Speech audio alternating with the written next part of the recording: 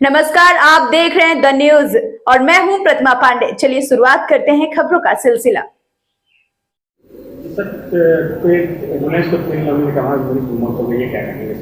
और देखिए, कल शाम को जानकारी मिली थी कि टेंगरा मोड़ के पास जो थाना बैरिया क्षेत्र में आता है, भूषण पेट्रोल पंप है, उस पर 22 तारीख की रात में लगभग 9:30 बजे के आसपास एक एम्बुलेंस गई थी।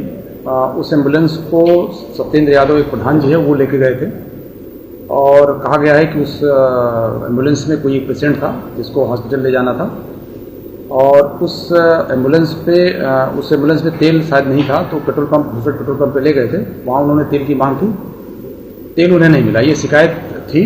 इसको मैंने कल भेजा शाम को टीम को। जैसे ही मुझे जानकारी मिली तो 9:21 पर पेट्रोल पंप पर वो एम्बुलेंस खड़ी है। CCTV फुटेज से ये प्रमाणित है और इसको पेट्रोल पंप के लोगों ने भी स्वीकार किया है और उन्होंने तेल नहीं दिया, यह भी बात उन्होंने स्वीकार की है। उनका ये कहना था कि पेट्रोल पंप पर उन्होंने तेल किसी को नहीं दिया था।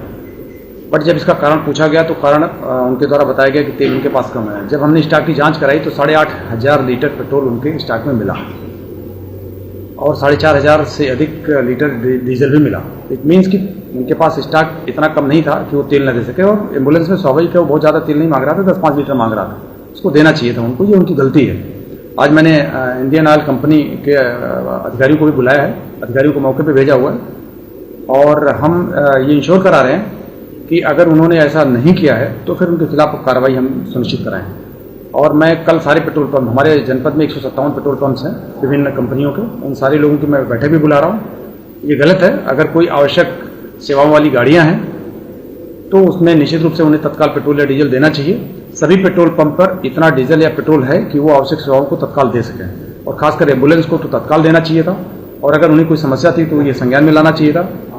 बट इसकी जानकारी न तो उन्होंने विभाग को दी है और न ही अपनी कंपनी के अधिकारियों को दी है।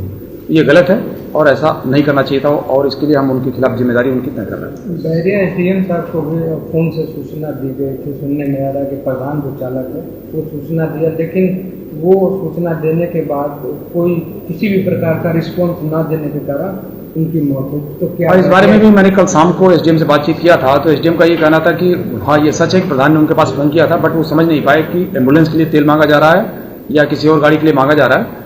और उन्होंने कहा कि भाई पेट्रोल पंप खुला है, आप जाके ले लीजिए। बट ये ठीक नहीं है। ये निश्चित रूप से SDM की लापरवाही मैं मानूंगा। मैंने उनको शोकाज नोटिस दिया हुआ है। कल मैंने जैसे ही मुझे जानकारी मिली मैंने उनको डांटा भी।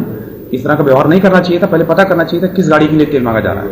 अगर एम्बुलेंस के लिए तेल मांगा जा रहा था तो उनकी जिम्मेदारी थी कि वो पेट्रोल पंप मालिक को फोन करते, पेट्रोल पंप के प्रबंधक को फोन करते और तेल उपलब्ध था। वहाँ उपलब्ध नहीं होता, कहीं और से उपलब्ध होता, बट तेल उपलब्ध था। जनपद में कोई ऐसी कमी नहीं है, किल्लत नहीं है।